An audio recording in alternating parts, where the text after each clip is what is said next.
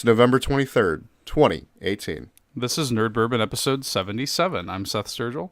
And I'm Todd Sturgill. Hello, Todd. Hello. How are you doing 2 minutes out of sleep? Oh, it's pretty good. I got that real high energy going. Well, that's good. I'm going to need you to carry this podcast for me. My modded Game Boy Advance SP came in, so I'll just be here. You know? All right, well, this is now the Todd podcast. Let's go. Go on. No. I forget what we normally do first. What we've been playing. I'll tell you what I'm playing right now. I could actually hear it. Yeah, go on. Go ahead. What are you playing right now? I'm just kidding. That's funny. That's hilarious. Just listen to me play Zelda all day. That's good. That's good shit. Yeah, no, there's been some video games, Todd, this week. Plenty of stuff for us to talk about this week. Although, it's kind of like the opposite of last week, where it's like last week there's a ton of news. This week there's not that much news. But yeah. This week there's been a lot of video games, and I'm wondering where we should start. I feel like I want to start by talking about a little game called Paladins. Oh, God. As I call it, a garbage watch. I mean, it technically is garbage watch, but have you actually played it at all? No, because that's the thing. I never cared enough to because I have Overwatch. I know about the game. I know about a lot of the shit going on in the game. Like, I do know that it's a little more mechanically heavy compared to Overwatch. That's kind of what I like about it. I respect that. Like, I don't think there's anything wrong with it. I know there's like mounts in the game too. Actually, there are. Yeah. Yeah. Like, I respect that. Like, I think it's like one of the things I've always saw from that game is like it seems it has more of the MOBA like sort of thing going on in that game than Overwatch does. It's accurate. I mean, that's definitely an accurate thing to say. But it's. I don't think there's anything wrong with the game. It's just honestly the fact that you're playing it makes me think like I'd probably fuck with it. Here's the thing, and I've talked about this on the podcast before. I really want Overwatch on Switch because the Switch really, especially lately, has been like my main gaming device. Well, can I tell you one thing? My only problem, if it ever came out on Switch, is I would love it actually. It'd be great, but I would lose all my skins. Yeah, I mean, that would bother me too, but I don't know. Like, the Switch is just such a, like... I gotta be honest with you, man. Like, just the ease of, like, user interface on the Switch and just the ease of, like, play, like, the pick up and play aspect of the Switch. I can just pick up my Pro Controller. My Switch is just on, and it's snappy, and the UI is great. Well, honestly, just lately with the release of Diablo, I've been playing way more on my Switch than I've done in a long time. Like, I've been playing the shit out of it. Yeah, and it just, like, hopping back and forth, really the only thing I turn on my PS4 now these days is for Tetris and Battlefield, which we'll talk about later. But, like, every time I turn on my PS4, I'm just like, oh, this is slow. Shit, man. Compared to the Switch, I'm just like, this is slow. I don't like it. I don't know. I guess I'm just spoiled, but it just makes me really want Overwatch on the Switch. And so I was like, you know what? I'm going to give this fucking Paladins a try. And I'm actually really impressed with it. Like, it's not amazing. It's not as good as Overwatch. Like, point blank, you can't pretend that the game is as good as Overwatch. It just, objectively, it just isn't as polished as Overwatch. The game is definitely... Like, you can tell, like, Hi-Rez is a pretty, like... I mean, they're an independent studio, Isn't Hi-Rez the League of Legends guys? No. No, that's Riot. Yeah, that's Riot, but Hi-Rez did make that Realm Royale game. Yeah. Hi-Rez is like, I think they did Smite. They did, yeah. Okay. And that's where I was thinking. I know they did a fucking MOBA, and I was like, there's too many of them, so it's fucking with my brain. Yeah, Hi-Rez is basically kind of, I mean this in the best way possible, but Hi-Rez's like kind of whole shit is like taking something somebody else did and making it their own, Like with like their games are basically all can be boiled down to being clones, but they really do put their own spin on it.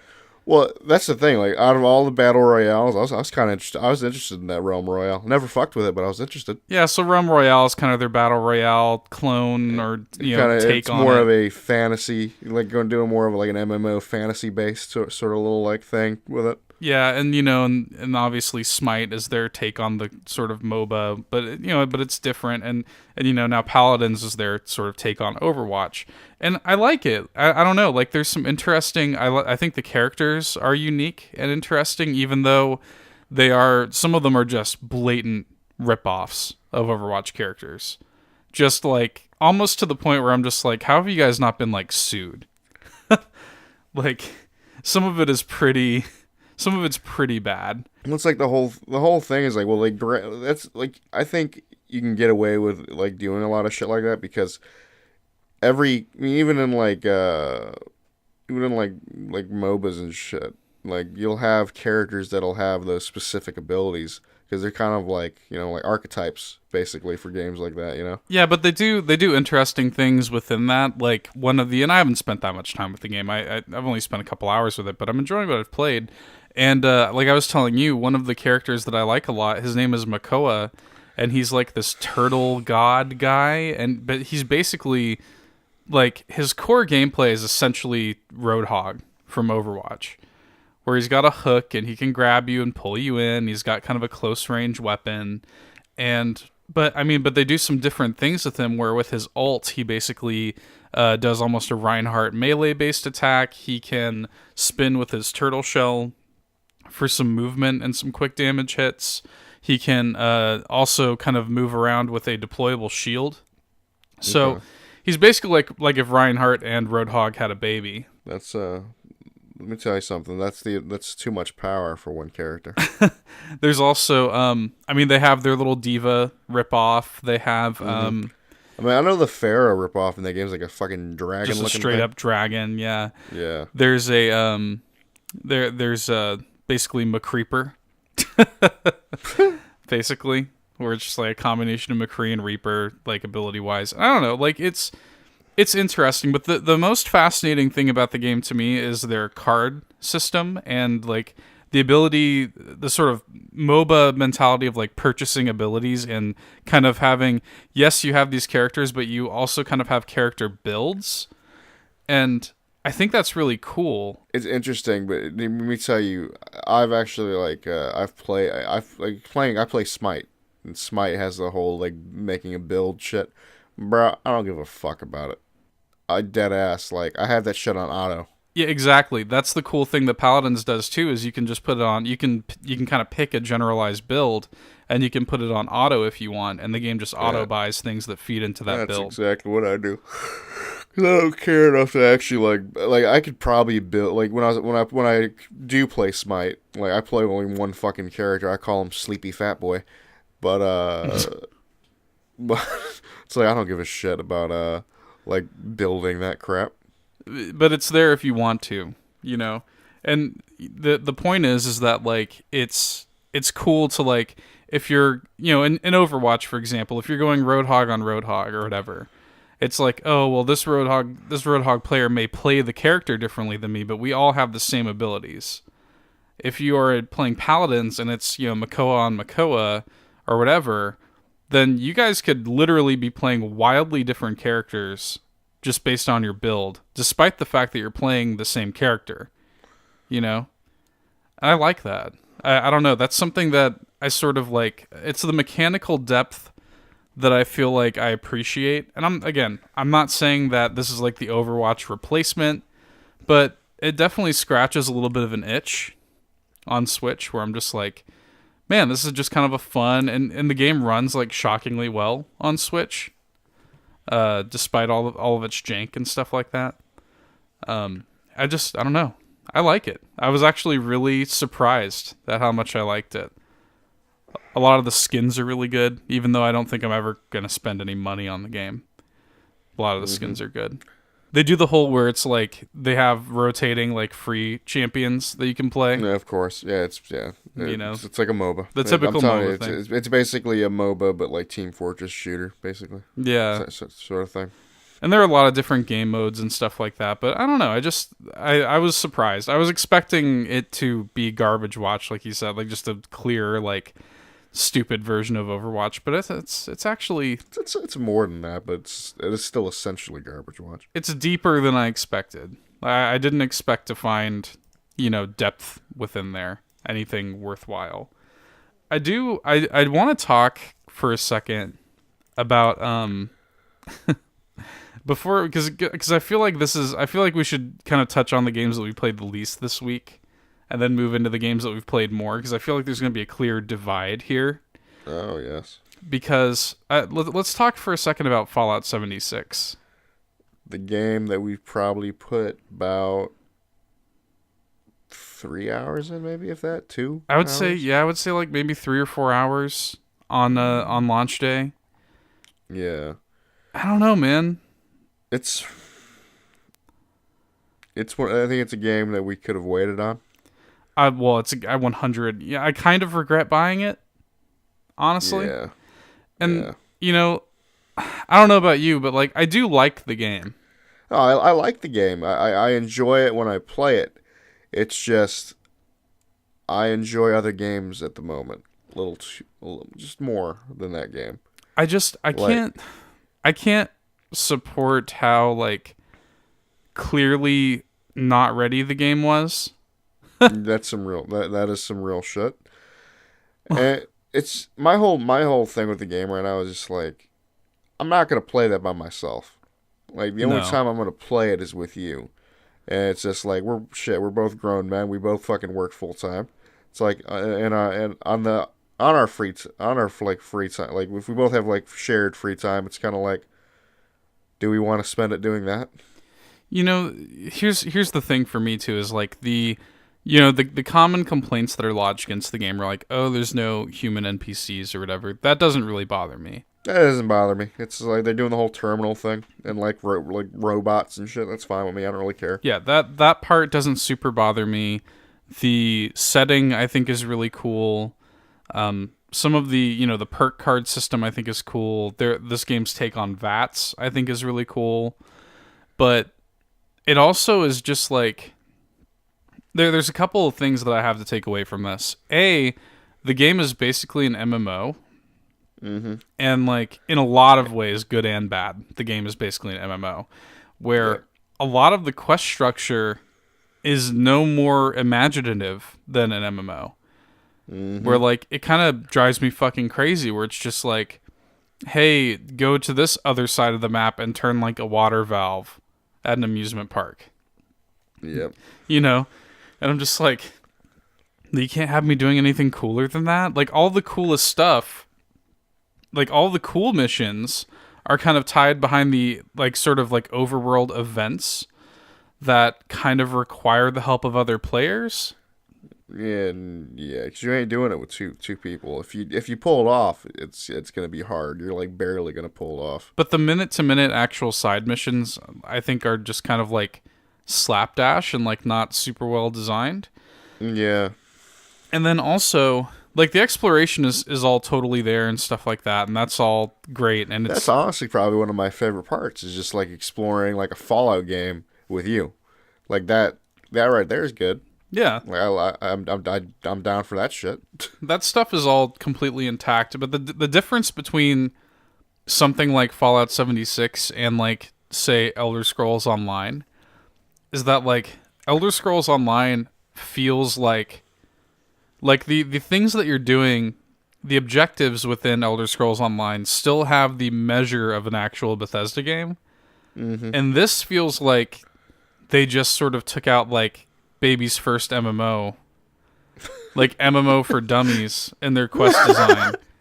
And they just sort of like, it's literally like early WoW days quest design. Oh, Lord. It's not good.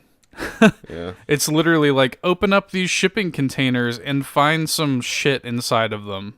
Dude, yeah, that was dead ass one. It was like look for the first responders supply caches or some shit. Yeah, it's oh Lord. I mean, like it's dumb. And then there was and then like they just didn't think about some of the about some of the stuff with like co-op in mind, even though it's an online game. Like, remember Yeah, when there's some quality of life shit that needs to change. Like all they need to do is like we talked about it when we were playing the beta.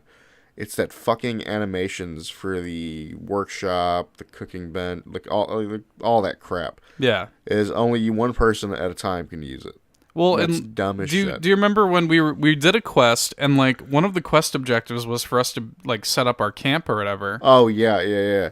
And so like I set my camp up first, and I just did it right fucking in the middle of this other camp that was like set up with it was just like kind of like on a location already, and I just set mine up, and then Seth had to walk like God, you had to go a little ways to even set up a camp. I had to go so far to even like set up my camp.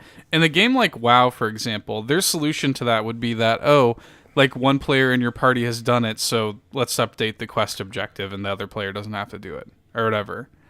Like in this one, I had to literally sit there and walk until I was like outside of Todd's camp radius. It was just like... And it's funny, I had to like show you like the radius, kind of like I walked up the one end and I showed you how big it was, basically. It's just... And I understand why there needs to be like a camp radius and stuff like that, but it was just like... I couldn't believe... I was just walking around aimlessly, like waiting for my indicator to go green, basically. Yep. And I just like could not believe that. I'm just like, how do you guys ship the game with shit like this? It's like they didn't play test it with like more than one player at all. Mm-hmm. The game has cool ideas, you know, and it's a bummer. And like, look, I'll be interested to see how that game looks in a year, you know. But I gotta be honest with you, I totally have buyer's remorse on this one. Yep, same. I've not regretted, because here's the thing, I enjoyed the game in beta. You know, like we had a good time playing the beta together. But I think that was because we were like, oh, well, it's just beta. And now we have the full game, and it's just the same. I mean, we've had, like, really fun moments, like when we ran into that, like, super mutant, like, fucking village. Oh, sure, yeah. And we had just, like, a huge... like, good moments in the game. Like, the game can be fun. And, like, we were both, like, our asses were, like, clenched. We're sitting there in this, like, fucking, like, tower, just, like, picking off, like, this level, like, almost 30 or whatever the Yeah, it was, fuck. like, in the mid-20s, I think, and we're just, like, slowly chipping away at his health. And it was bad. Like, I was, like, I'm pretty sure I went down. Don't get me wrong, that at one stuff point. is fun. The game has its moments. I mean, look, if you put two friends in a game together, no matter how bad the game is, they're gonna have... Oh, well, yeah, we'll find something. You'll find the fun. Like, the fun kind of makes itself. But, like, it just... overall, like, I can't remember... Yeah. I'm not trying to completely shit on the game right now. Yeah, that's why I was trying to bring up some good shit. Yeah, I'm not trying to completely shit on the game right now, but, like, I just... You know, point blank, I have not regretted buying a game. No, that right there speaks to me, because I'm the same way. I haven't had buyer's remorse in God knows how long. It's been a minute since I've like dead ass even Red Dead. Like I had my, you know, Red Dead didn't click with me, but I don't regret buying it. I regret buying Fallout 76. Yep. And there's some people who like it despite itself, but I also like I just can't I don't know, like I just can't get behind Bethesda shipping these games like this. Like, they can't keep getting away with this, you know? Well, dude, we've it's funny is we've talked about this beforehand. I've with just Bethesda. got to stop buying their games. You know that, right? We've had a discussion about this. Yeah. It was I don't even remember what episode that was. We talked about game developers. Yeah, I remember. I do remember that. Like, it was just Bethesda is like, you know, you're not wrong. They have to do fucking better. Like their games have always come out like just buggy messes.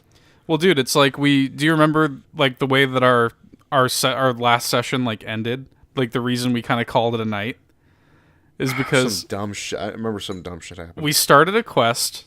Like it was actually kind of cool. Like it was like this like kind of Civil War reenactment place. Oh yeah. Or something like that. And like the game just completely froze. Like completely crashed on me.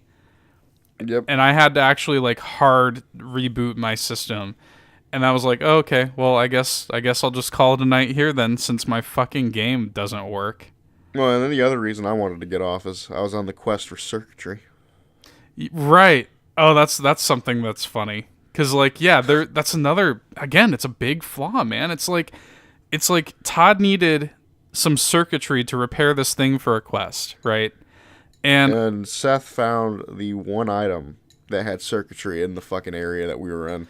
In the entire area, I was just kind of looking around, and I was like, what in this house would have circuitry? And I happened to find a telephone, and that had circuitry in it, so I was able to repair it. But again, WoW's solution to this is just update the quest for both players.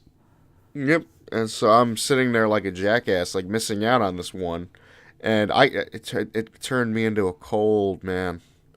Yeah, I was approached by like a prize-giving robot, and Todd was like, "I bet he would have circuitry."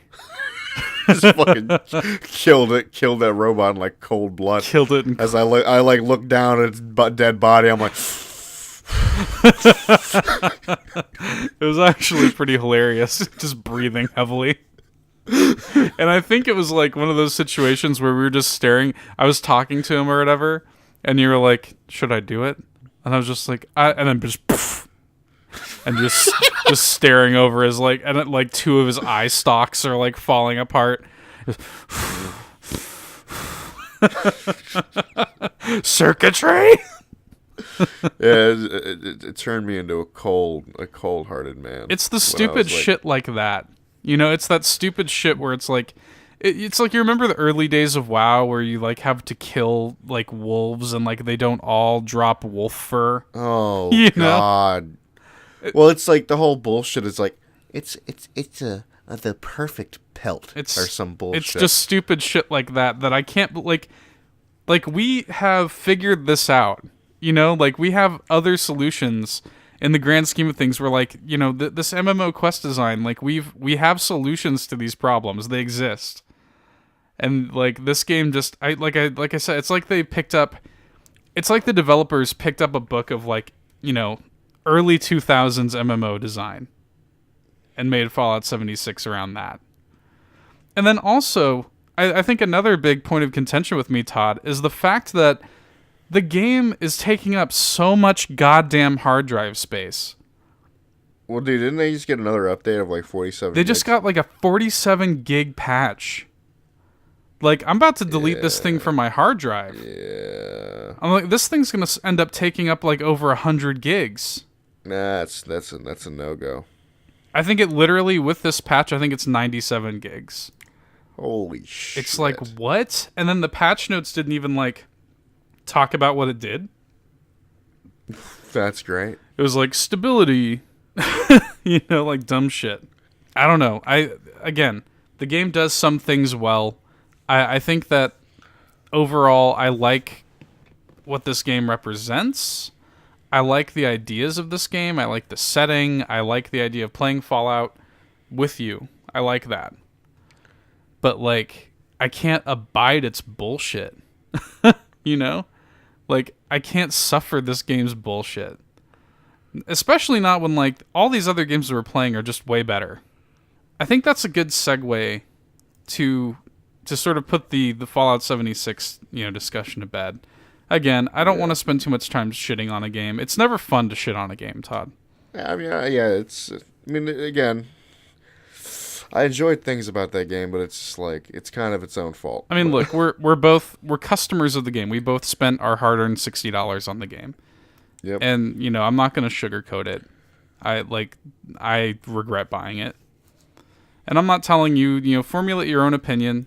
You know what I mean? I'm not telling you, you know, what to buy or don't buy or whatever, but yep. Like, you know, I'm of the opinion that like I don't recommend the game. Say you're listening to a podcast right now that like two people we both have buyers or more. So it's like, yeah, I cannot, you know, Dan was actually asking me, like, he was really curious about the game and stuff, and I was like, I can't recommend it in good conscience. Yeah. I actually had somebody last night come into the store who I guess saw me playing it or whatever, and he was like, "Oh, dude, how is it? Like, I've been really interested, like, multiplayer Fallout, that sounds great, blah, blah, blah," and I just told him, like, flat out, I'm like, dude, I can't recommend it. It's like on paper, it's like the game sounds fantastic. Yeah. I don't know, man. Uh, I just don't. And you know, and just one last thing before we move on from it. I wonder if Bethesda is just gonna like cut their losses with it, or if they're actually gonna support it. Like, I wonder if Bethesda's gonna be like, oh, like people don't like this, let's actually fix it, or if they're just gonna be like, ah, fuck it, it is what it is. You know? that's a good question. If they actually support it, that'd be cool. I mean, do you think you would come back though? Part of me, that's a good question. Like, do you think? Part of me would. A part of me thinks I would, but the other part of me looks deep into my heart and knows. That's what I'm saying. It's like, say, Like, dude, I got other games. That's my thing. say in mid 2019, like Fallout 76 gets shit hot. It's awesome. And mid 2019, shit, hell no, because mid 2019, I'm gonna have a Sekiro. I'm doing other shit, you know? Like, that's the thing. These games have got to, like, you got to get in, get my attention, and hold it, you know? Yep. Anyway, you've played way more Battlefield 5 than I have. Yes, I definitely have. I am the authority on this podcast of Battlefield 5. So I'll just turn my Game Boy Advanced on again. I'm just kidding. No, like, well, dude, I fucking love the game. It's really good. Like, so I was thinking, I'm going to compare it between, like, Battlefield 1 and Battlefield 5. Because, I mean, they're both, like, well, Battlefield 1, obviously World War 1. They moved this to World War 2. But, this is definitely, like, the sequel, essentially, to Battlefield 1. So I think the game plays better than Battlefield 1. Like, there's a level of just, it's smooth as butter for me. Yeah. Honestly. And for me, that, like, I've always been a recon, always been a sniper. The sniping is a return to fucking form in this game. I know, like, that's been your big thing, is you just... Dude, I haven't been able to properly, like, do recon in God knows how long. Oh, Daddy's back. Daddy is fucking back. I be going in on motherfuckers. Like, I just recently unlocked, I'm not, like, super, like, deep into the recon kit, because even I've played more than you. I still haven't played that much. But, like, I recently got a new sniper, and well, this is actually something I do like, is the specializations system. I don't know if you really realize this, because I think the first weapon have them all unlocked. Or some shit. Because I definitely did not unlock any of these for the Lee Enfield sniper. I love that you're playing. You actually are playing your Game Boy.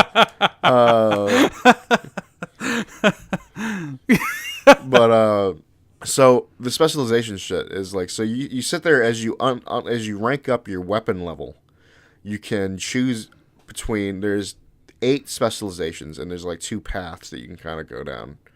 There is a cutoff to the point where I think you do have to, like, go down a certain way. But, like, there is, like, overlap. Like, you can get one on one side, and then you get the next one on the other side. And you can do this overlap sort of thing. With the weapon specialization trees. Yeah. Yeah. So, you know, it's like you can get, like, hey, you can reload this weapon quicker. You can, or, like, with my sniper that I'm, like, working for, I will have a faster fire rate because the bolt cycle will be faster. Which, obviously, I'm going to fucking do. Because the weapon I'm using is a slower weapon, but I just prefer, I just like the way it feels more than the Lee Enfield. The Lee Enfield's quick as shit. It's a great gun. But I'm using the highest damage sniper right now, which is, they give you pretty early on, actually. Yeah. Great time. Been having a lot of fun with it. Like, the maps are gorgeous from what I've seen. I've mainly been playing a lot of, like, infantry-based game modes. Like, I really, really love Domination. Domination's a fun game mode for, like, people that, like, still want, like, just infantry-based, but still get a little bit more of you know, actually play some objectives. It's basically baby conquest, you know? Yeah, I've basically been just kind of, like, sticking in that team deathmatch zone. I like team deathmatch, but I think you'd like Domination because it's just like, it's team deathmatch with just a little flair. That's all it really is. Yeah. And here's the thing: it's easier to get kills because you got motherfuckers chilling on one area. You don't have to, like, worry about the entire map being a sporadic fuckfest. I've never been the Battlefield player that like plays those really big like long. There are game modes in Battlefield that'll last a fucking like hour. See, I actually don't mind that new one. This is actually one that came out, I think, with Battlefield 1, is that game mode we were playing Frontlines. Yeah, I actually didn't mind that. Like, it's kind of like... I'm hit or miss. It's like... I don't know, because, again, you're not really into those big game modes. See, I'm more into it because, like, I've been playing Battlefield for a long time, and I love those, like, long game modes sometimes. I mean, sometimes I'm in the mood for it. I was big into like the earlier Battlefield games, and they had games that would last 30, 45 minutes or whatever. Well, that's the thing. Like, the beauty of this game and the beauty of like the modern ones in general is like the addition of team deathmatch and shit like that. Is if you're just in the mood for a quick game, boom, jump into those. But if you are in the mood for a longer game, they're there for you. Yeah, I guess like when you put that much time into something, like it's hard for me to like justify in my own brain about to just sit there in the same game for like seriously like an hour plus. Yeah, shit doesn't bother me. It's like if I'm having fun in the game, it's fine. Like if I'm getting my ass whooped for like an entire hour, there's a different story. Yeah, that's another thing too. Is like at a certain point, I guess I just feel like I'm just throwing like wood into a wood chipper. Sometimes it's like if you're getting your ass whooped, it's just like fuck. Well, that's the thing. If I'm getting my ass whooped like that hard, I'm gonna leave and just get into another game. Yeah, but at that point, you just dip out in the middle of the game, and boom, you've just wasted fucking 45 minutes. Yeah. I don't know. To me, I will say this. I do want to talk about one of the best additions to Battlefield in like God knows how long. The revive? Oh yeah, well, that too. So the squad revive system is actually pretty good. You have you basically it's basically the only way you can revive when you're not a medic, basically.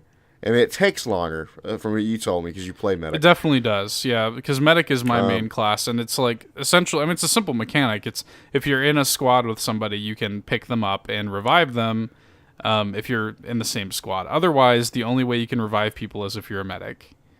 Yeah. And then one thing with playing is I think you only get one self heal when you're not a medic. Right. I don't know. I think you get like infinite. Yeah, I have infinite self heal. Yeah. Yeah, you have infinite self heal, but everyone else has only one heal, like one fucking heal, which I think makes sense because like dude, that's honestly I've been missing playing with you because I'm like I need my medic. It's interesting too because the medic also has like some the medic role is really kind of expanded in this game for better and worse. I think. Well, I think that's with just everything in general. Like I think they're trying to, which is a smart move, is get people back into playing Battlefield like cooperatively. Yeah. Because there's a level of even like with a lot of the gadgets in Recon, like there's the spotting scope now, which I actually love. I actually use the shit out of it. The spotting scope, all it dead ass does is spot enemies. That's it. Yeah. But because the thing is, like, I was thinking I was going to use my flare gun like I used to, the spotting flare. Right. Not as good. Not as good as it used to be in Battlefield 1. So it's just like, I'm kind of sticking with the spotting scope. But, like, there's a lot of, because even, like, I'm thinking about messing around with, like, once I hit Recon 8, is try that new, like, subclass of Recon. Yeah, that's an interesting thing, too. That's a new thing now. So it's like, there's two tiers of like recon class or medic class. So it's like with I think with recon it's like marksman and pathfinder or some shit like that. Yeah. And I'm thinking about trying pathfinder when I hit recon 8, seeing the deal with that because I feel like that sounds like more my playstyle, getting behind enemy lines and like kind of like doing flanks and like doing the spawn beacon. That sounds like my cup of tea. So I'm thinking about fucking with it. Yeah, the two for medic are field medic and combat medic. And the big difference is that field medic is kind of the default where you throw bandages at players to heal or revive or whatever. Combat medic is more focused on like getting on the front lines, and you actually, rather than throwing bandages, you deploy like kind of medical crates for people to heal up at. So I feel like that'd be better for you, honestly. it might be. I kind of do like being able to run in and kind of like support and throw bandages though, like on a case by case basis. Although there's something weird about this game's sort of like bandage throwing. I know that sounds weird and niche, but it doesn't feel as good as it felt in Battlefield 1. It's a little there. I will say this: as smooth as I think the game's like gameplay is, like just playing the game, there is some janky shit with the crap like that. Yeah. Like that's like probably one of the only like sluggish sort of things that I've noticed. But Like one of the weird. things that you and I immediately noticed, basically as soon as you started playing, is that the time to kill is like Oh yeah. greatly reduced, Oh, yeah. which Yeah, makes it's the like- game feel faster. Oh yeah, it definitely does. Like it's shit. It's like honestly for me to do as well as I do with recon in this game is should say something, because recon's time to kill is about the fucking same. Like because it's still like if I don't hit him in the head, I got to do the good old 1-2. You know, like shoot him in the chest, pull out the pistol, Yeah. which is hilarious. Let me tell you this: there's a specialization in snipers. I don't know if it's in everything, but it's like you can switch weapons faster. I think it's good pretty move. much in everything, yeah. Yeah, that's just a smart move for a sniper. Cause Yeah. like that's just like it's the 1-2. The Battlefield like popularized that shit. You know, well that's my main like way I kill shit, especially close range. Yeah. Like sniper shot, pull out the pistol, pop him a couple times, and we're done.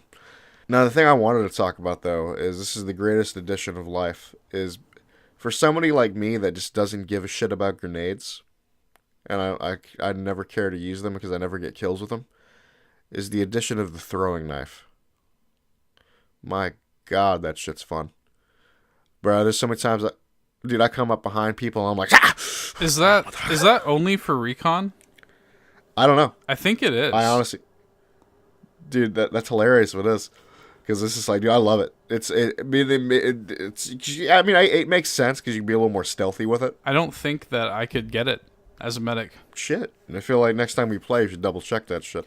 Yeah, I'm pretty sure because I was kind of looking around like last time I played just by myself. I was looking at my grenade options, and I only have like 3. Now, maybe as a combat medic, more of them would be unlocked to me. Yeah. But I don't know. I only had like smoke grenade and frag grenade, you know. That's weird. Yeah, I definitely have throwing knives, and I love them. It's great. Yeah. I don't know. It's kind of made me like, not that I don't still like to play medic. It's still fun, but it has kind of made me think about trying like other classes. The medic is still important, even though it seems like it's like Oh, weird. the revives and the heals are extremely important. Like 'cause, Definitely. like dead ass. Like that's the problem. You play medic properly. Yeah. And like I hate playing by myself because I'm sitting there.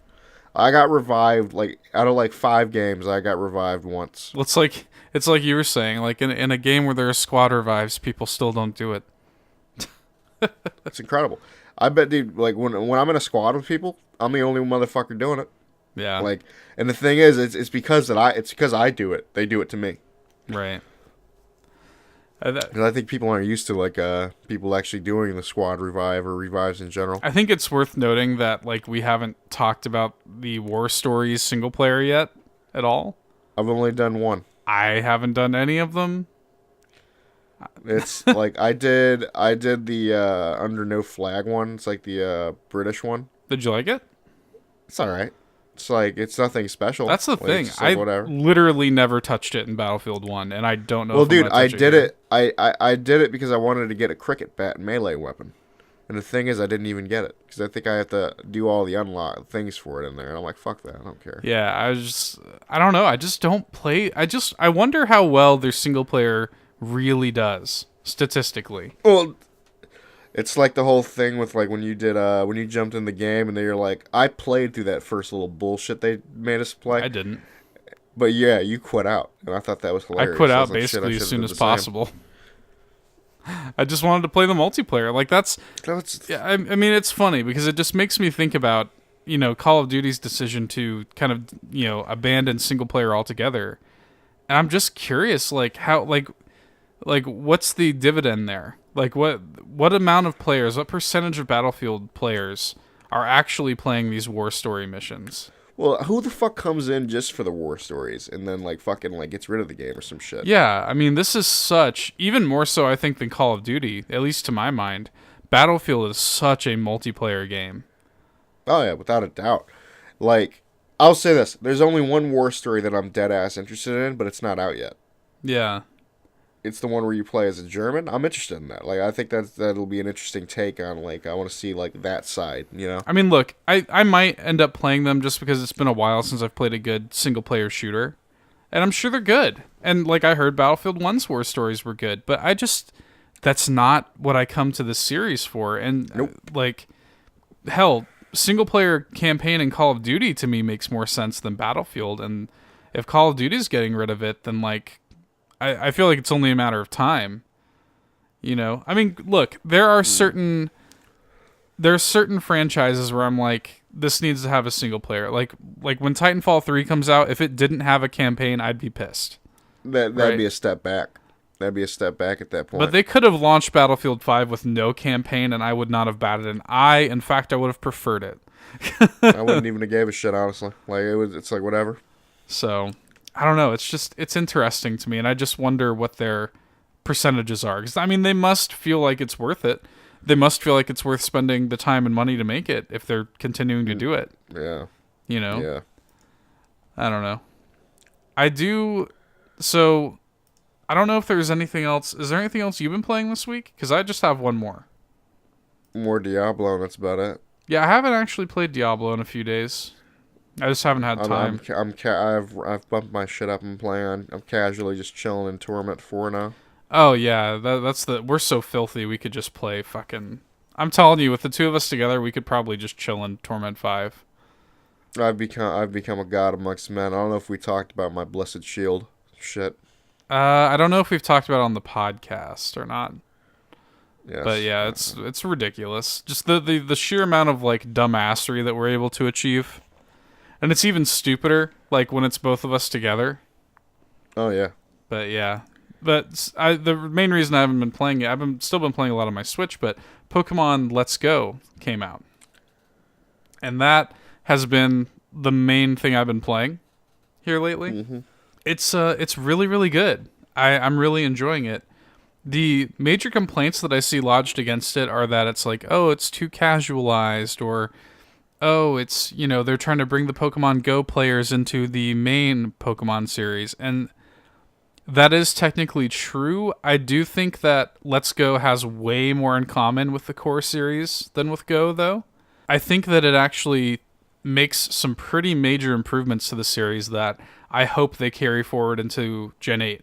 For example, I was actually telling you about this. So random battles are completely gone. There's no more random battles whatsoever. Now you actually just see the Pokemon running around in the wild. And you have to actually like touch them and interact with them in order to have the opportunity to catch them. They did kind of like adapt the thing that Sun and Moon did, where you no longer have to have like an HM slave. Now you just sort of, you can just kind of do it in the open world.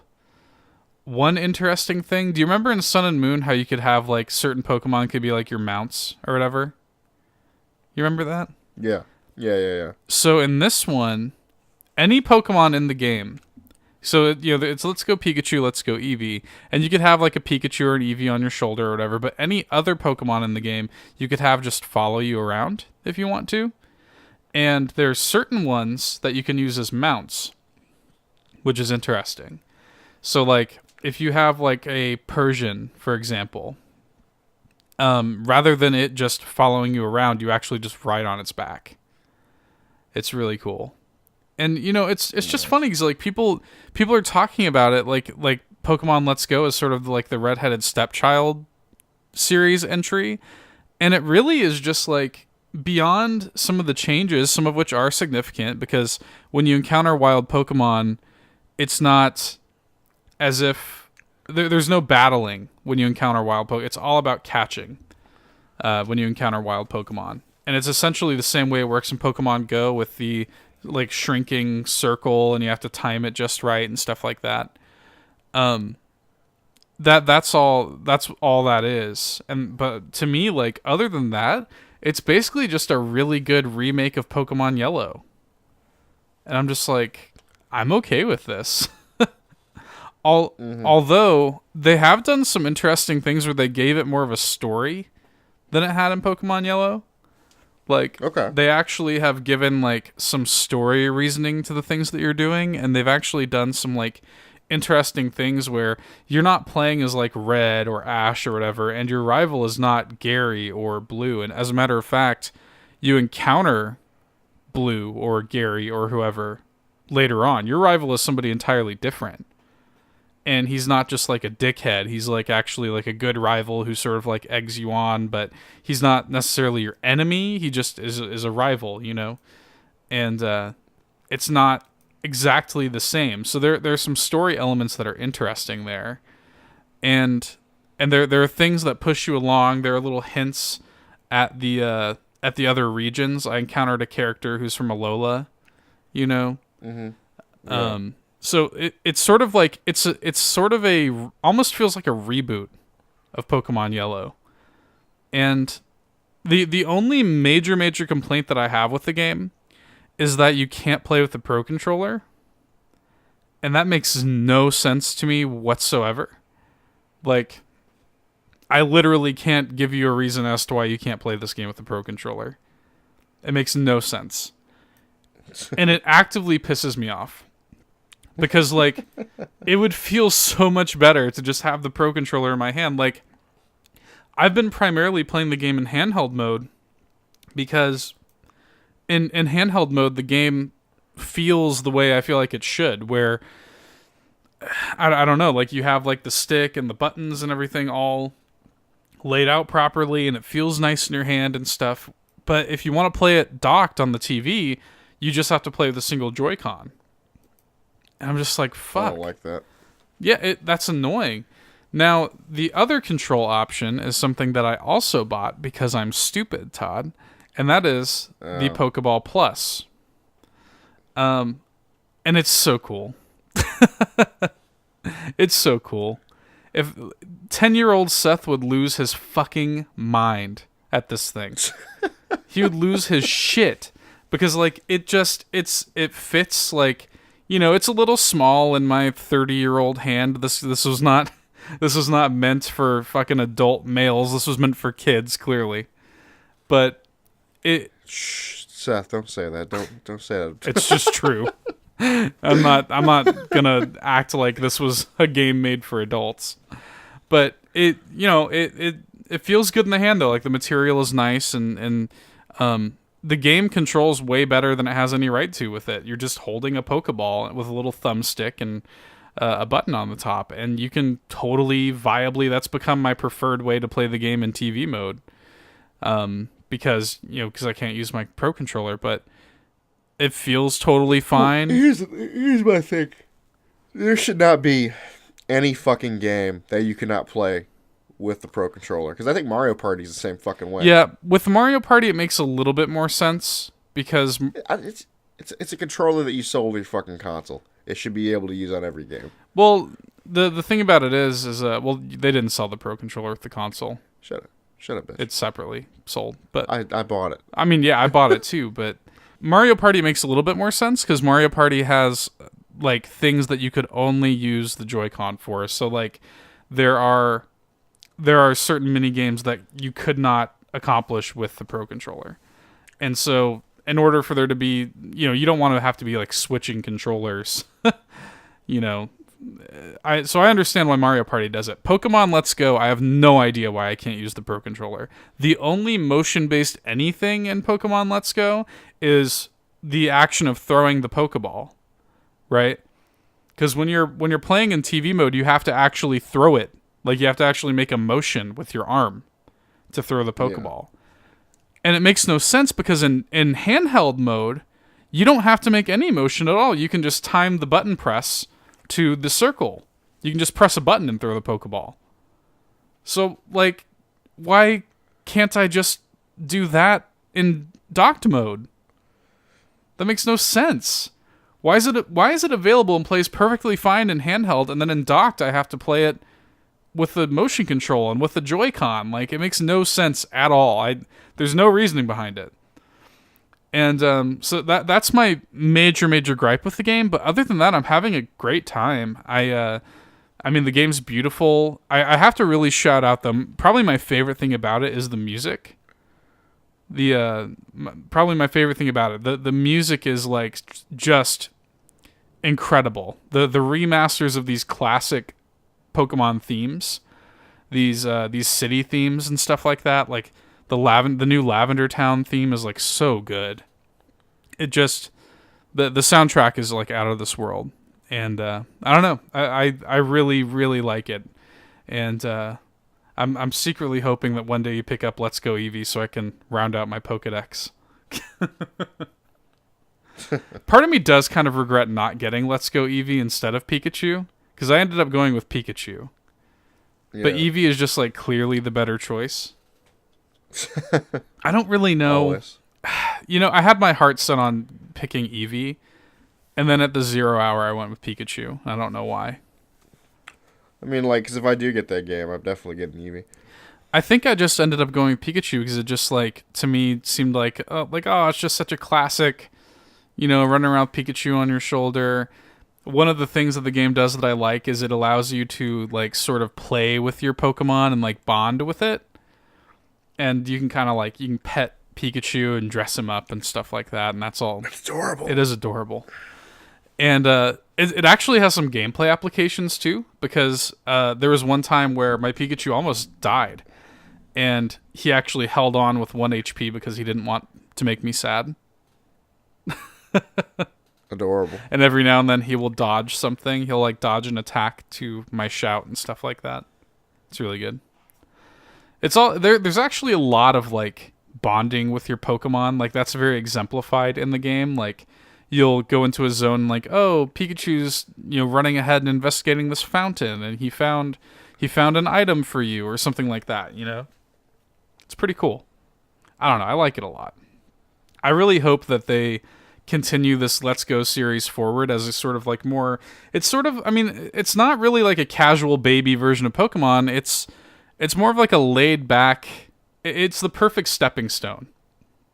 Like, if there was somebody that had never played a Pokemon game and wanted to get into it, this is like, there could not be a more perfect introduction to the series. It's a good gateway Pokemon game. Totally perfect gateway to the Pokemon series. And I also think that core fans, I mean, I've played and beaten every Pokemon game in the core series. I've been a Pokemon fan literally since Pokemon existed. And even I can enjoy it. And I think that it has a lot more in common with the core series. I think core fans would still find a lot to love here. It's a pretty brilliant game. Mm-hmm. But that's pretty much all I've been playing. I think that's kind of been my main gaming focus this week. I do want to talk about a couple of pieces of news that I have here. One of them is going to be kind of like smaller, and I think I'm going to start with that. But then there has been a pretty large piece of news that dropped earlier this week. Mm-hmm. So the first thing I've got here, Castlevania producer Adi Shankar's next series will be Devil May Cry. It has not been confirmed if this is in collaboration with Netflix, as Castlevania was. But it does come after like a month or so of speculation and teasing. A lot of people thought that he was working on a Zelda series. But no, it's not Zelda. It's Devil May Cry. Did you hear about this? No. Well, the one thing I did hear about that is that I think that same dude said some shit about getting the rights to Berserk. Oh, really? Yes. That'd be interesting. I was like, God, I would love that. He's like, I'd do it right. Hand drawn 2D. I'm like, yes. It's actually hilarious because he has been on this like tirade of sort of talking shit. Like he's I don't know, like part of me kind of enjoys how arrogant he's being, but part of me is like, I don't know, man, like don't get cocky, you know, because Castlevania is great. And I mean, that's kind of the thing is like Castlevania, like the Castlevania Netflix anime, which is fantastic if you guys haven't watched it. It's like it totally gets Castlevania right, you know? Mm-hmm. And I really, the fact that he's taking on Devil May Cry is exciting, and we don't know if Netflix is doing it or whatever the case may be, but don't get me wrong, it's exciting. I kind of knew that it wasn't going to be Zelda. I would have honestly been very shocked if it were Zelda. Nintendo doesn't really go for stuff like that too often. But yeah, he's doing Devil May Cry next. I mean, look, if he made a statement, I don't want to butcher it or whatever, but he said something to the effect of like I wanted to get a hold of Devil May Cry before the fucking Hollywood jabronis fucked it up. Or something like that. I don't know the exact quote, but he said something to that effect. I don't know. And it got me thinking, though, like, Devil May Cry has, like, a story and stuff like that, but it's not really, like... I don't know. I think it's going to be very similar to Castlevania, in that Castlevania's story is kind of, like, deeper than its surface layer. I think they're going to have to do a little bit of legwork with Devil May Cry, and I think it's going to be a lot more flash than Castlevania is. Because obviously, like, Devil May Cry is, like, a very action-heavy video game series. So, I wonder what direction they're going to go with it. Like, I wonder if they're going to just straight up start with, with Devil May Cry 1. Are they going to go the prequel route, Are they going to literally do like a, sort of like, an origin story kind of thing, or? Either way, it'd be interesting. Like, I'd watch it. I'll watch it when it comes out. I'll give it its fair shake. I think they've actually already done a Devil May Cry anime in the past. I don't know if it was like episodes or it was just like a little like movie. I can't remember. I remember watching some sort of Devil May Cry. You're not wrong. That does exist. I just don't remember if it was like a series or it was just like a little like animated movie. Yeah. It did have me thinking, though, if there were to be a Zelda anime, because that was the big rumor. Because when he was teasing this, he said something like, "Oh, I'm working with an iconic Japanese video game developer to adapt another video game series into an anime or whatever," and everybody, for whatever reason, everybody assumed it was Zelda. And it did kind of have me thinking, like, what would I like to see in a Zelda anime? I don't even know if I honestly don't know if I'd like a Zelda anime. You don't think so? I don't know. I think Zelda could work well as an anime. I don't know. The interesting thing about Zelda as an anime is, like, you can't really have Link talk. Like, the protagonist kind of literally can't speak. It wouldn't make sense. It would be weird. Although they're doing this Mario movie with Illumination or whatever, where apparently Mario's going to talk. So I guess anything's possible. But I'm sort of like thinking about it. I'm like, which Zelda games? I mean, Ocarina of Time would be the obvious one to adapt into an anime. And I mean, look, the cool thing about Zelda is, like, Zelda has that sort of dungeon-based structure that is very easy to adapt into a story. Yeah. Like, it's very easy to have, like, little arcs where you're dealing with the forest temple or this or that. That could be an episode. An episode of an anime could be each of the temples, or whatever. And that's all fine. I think another interesting take would be Majora's Mask. Obviously that not even just because that's my favorite, but because, like, I could imagine a structure where every episode is a day cycle. I think here's the thing: if that was ever going to be a thing, like a Legend of Zelda anime, I think Majora's Mask would be the best bet. Actually, I think it'd be the most interesting. Yeah, it would definitely be the most interesting. But there's also the question of, like, what aspects of it they would touch on. Majora's Mask is fucking dark, dude. That's another reason why it would be good. I would personally love it. I just don't know if it would appeal to the mass audience. Like, I feel like if Nintendo were to agree to a Zelda anime, I also feel like Skyward Sword I was thinking that myself. I was actually, Skyward Sword probably work out pretty well too. Skyward Sword already has kind of a anime thing going for it a little bit. I don't know. Breath of the Wild probably works the least as an anime, just because Breath of the Wild's structure is so open. Well, yeah, the game's too freeform. Yeah, so I don't know if that works. I mean, obviously the game has a little bit of a story. It would have to be like a mini series. But I think in terms of like, in terms of like really lore rich, event rich Zelda games, it would have to be sort of one of the core, kind of pre Breath of the Wild 3D Zelda games. I love the idea of a Majora's Mask one, but I'm also just like, I feel like Ocarina of Time would be what they would actually go for. I mean, That would, Ocarina of Time would be the easy money. right. I feel like that would be the one that they would actually, if this ever got greenlit and approved and actually happened, I think Ocarina of Time would be where they would start. Maybe eventually we end up with like Skyward basically Sword. dip their toes in a little bit, see how like people like it, and then move on to some real shit. But fuck, I would kill for a Majora's Mask anime like I described. Where See, I would actually, I'm telling you, I would be genuinely interested in like watching a Majora's Mask like anime. Actually, done properly like that with a totally serious like dark and gritty tone, like they're so. Again, Majora's Mask is such a like beautiful, dark, but still hopeful and like tragic game, and like the tone is so specific in Majora's Mask that like I would just, if you got that right, God, that would be a fucking incredible anime. If they really got that tone right, I don't know. That to me would be way more. Like I said, I didn't think he was doing Zelda, but part of me kind of wishes he was. Anyway, so the last bit of news I have here, this was sort of a bomb drop earlier in the week, and I want to get your take on this because I don't think we've actually talked about this at length personally yet. it was more of just like a knee-jerk reactions. If you're about to bring up what I think you're bringing up. Yeah, well, they're really, the big news. So Sony has announced that they're skipping the next year's E3. Mm-hmm. E3 2019. What do you make of this? It's fucking insane. I was like, what? Do you think it's smart of them to do it?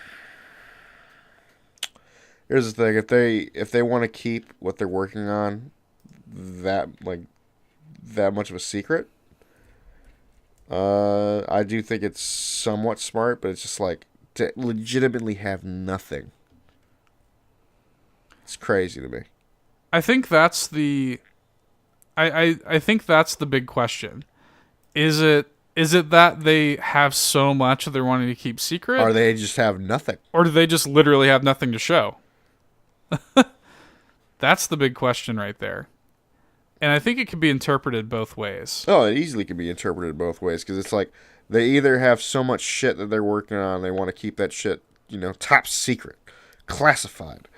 But like, or they just have nothing to show and they're like just falling behind right now with Microsoft's fucking game developer buying asses. Yeah. There's actually quite a bit to unpack here, and I've got a quote from a statement from Sony regarding this. As the industry evolves, Sony Interactive Entertainment continues to look for inventive opportunities to engage the community. PlayStation fans mean the world to us, and we always want to innovate, think differently, and experiment with new ways to delight gamers. As a result, we have decided not to participate in E3 in 2019.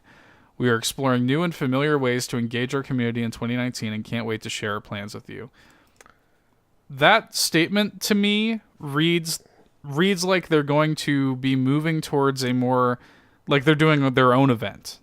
Yeah, that's that statement basically. I was like, so are they gonna do like their own little conference sort of thing? Yeah, and I mean they've done this in the past, but it's also strange because like this comes hot off the heels of them announcing that I think a month or two ago they announced that they're not doing a PlayStation Experience this year either. Yep. So there's a few things to glean from this, I think, Todd. It's the fact that, and I've said this before, and I'll say it again, E3 it just matters less and less every year. God, some real shit. Dude, it's getting to the point where I'm like, do I even care to watch it sometimes? I'm at such a crossroads with it because, like, I still really enjoy the E3 hype cycle. Well, dude, I enjoy the experience of, like, watching it with you and, like, making fun of some shit. Yeah. But, like, sometimes I'm like, eh. Yeah, but the conference itself, just literally the conference itself, doesn't really matter anymore when you consider all of the other conferences that happen year after Yep. year. Yep. And I mean, like, it's like Nintendo. I mean, Nintendo dipped out years ago. I think their last physical, like, on-stage, throwing an actual, like, on-stage presence at E3 was, like, it was so long ago. And so now now they just do the E3 Nintendo Direct, and they kind of blow out their presence at the show, on the show floor and all that. But, Yeah. which Nintendo has said that they're going to continue to do. But Sony's just not going to be there at all. Yeah, it's just... And I think that there's a few things to be gleaned from this. Like I said, I think that it could be possible that Sony wants to hold their own event. Well, the whole idea of them not doing a PS experience, like, it's just kind of like, I feel that they might honestly just be like working on making their own thing, like just getting rid of that, not doing E3, and just. I also just think that we just know too much. I think that Sony showed too much of their hand. Because, it's no secret. I mean, we're nearing the end of this console generation, like it or not. Mm-hmm. Mm-hmm. We in 2020 we're gonna have new consoles. There's no doubt about that. The major first-party Sony releases that we know of between now and then are The Last of Us Part 2, Ghost of Tsushima, and Death Stranding. I think that's it. It's funny as I'm probably getting all three. Oh, and Days Gone, I guess, which just got delayed again to April. At this point, I don't even get... Here's the thing. At that point, it's gotten to the point now where I'm like, do I give a shit about that game? I hope it's good, but... I mean, I hope it's good. Like, it's just... I like the idea of that game, but it's just like, fuck. Those are the major first-party exclusive releases for PS4 that we know about, coming into next year. And honestly, I can't think of too much more that we're going to get on PlayStation 4 and as in terms of Sony exclusives, other than what I just named. Yeah. I think we pretty much know. And the thing about Sony is, too, Sony does not own that many first-party studios. So I really think that I think we know most of what Sony's working on. Yep. I think that they're not going to be at PSX and they're not going to be at E3 because, like, what are they going to talk about? I mean, they're going to have these kind of, like, smaller scale announcements, but in terms of the big AAA Sony exclusives, we know about them all. We know about them all, and it's just like they're still in development. Yeah, we know about all of them. And, like, we're going to get probably most of them next year. Yep. Like Ghost of Tsushima, Last of Us, Days Gone, like, those are all coming out next year for sure. And yeah, like, Death Stranding's probably going to be 2020, and we're probably going to get PS5 in 2020, and I'm sure there are some other games that we don't know about, but, Sony's first-party studios are all kind of tapped. They're all accounted for, basically. Yeah, they're all present and accounted for, and they're all making games for... I'm sure, no doubt about it, some of these guys are making PS5 games. But, I mean, think about it, dude. PS5, if it comes out in 2020, it's not like they've got a Naughty Dog game ready to go or a Sucker Punch game ready to go or whatever. The only thing we're going to be getting with PS5 is, like, Last of Us Part 2 remastered, basically. The best you can hope for. So, I do think that PS5... I'm worried because I think they can go two ways with this. They could either release Guerrilla's new game as a sort of PS4 swan song, or it could be a PS5 sort of launch window game, which is probably, either a new Killzone or Horizon 2 or whatever the case may be. But I think that's, like, about it. Like, Guerrilla's, like, the big question mark. Yeah.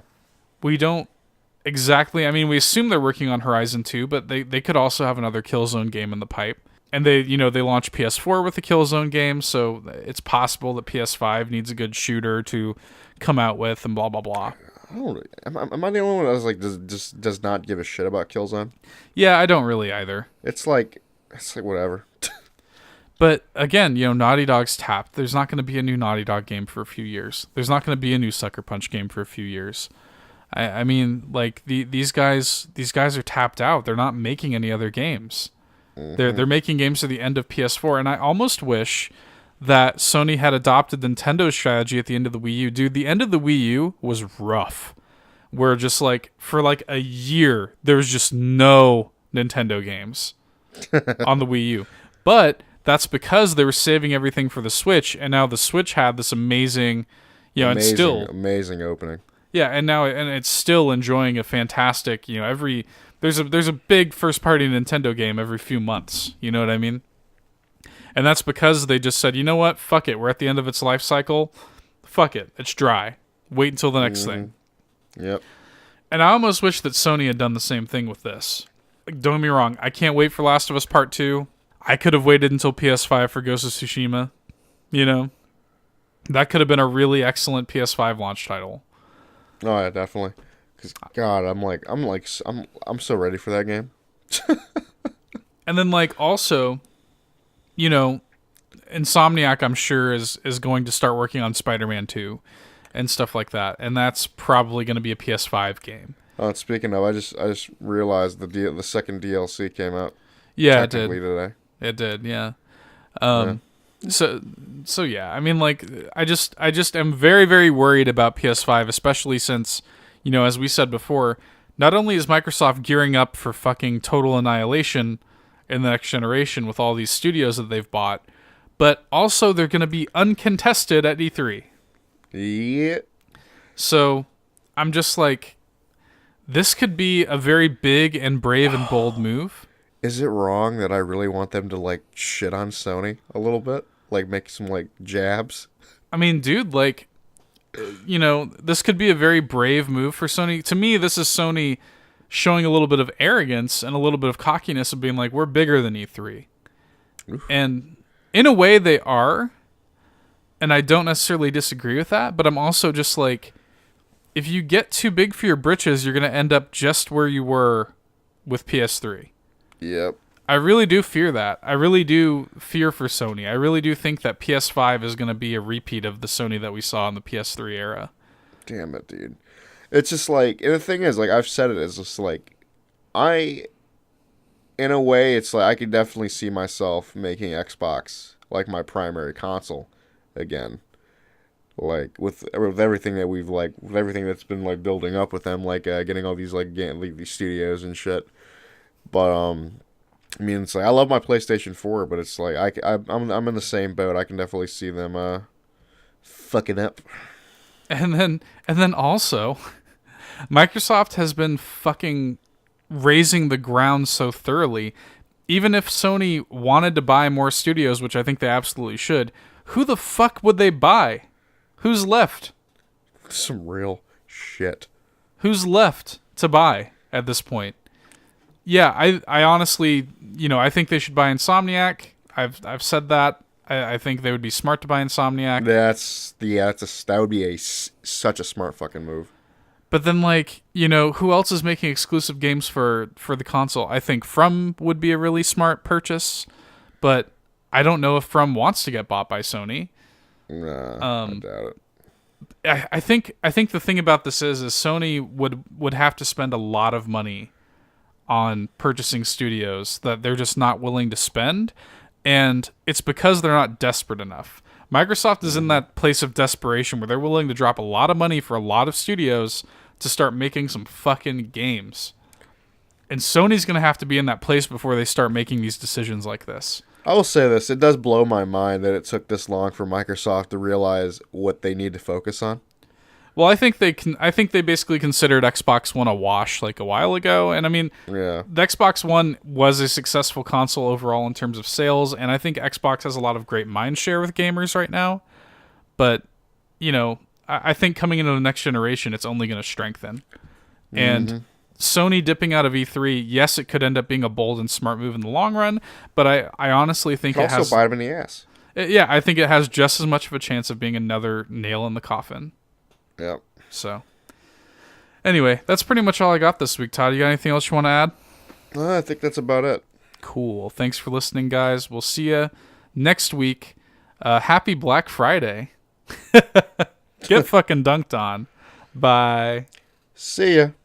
Hey there, thanks for checking out another fantastic Nerd Bourbon video. If you like what you saw and you want to see more, be sure to go ahead and subscribe, leave us a like, drop us a nice comment, or I guess a mean one if that's your prerogative. But until next time, get dunked on.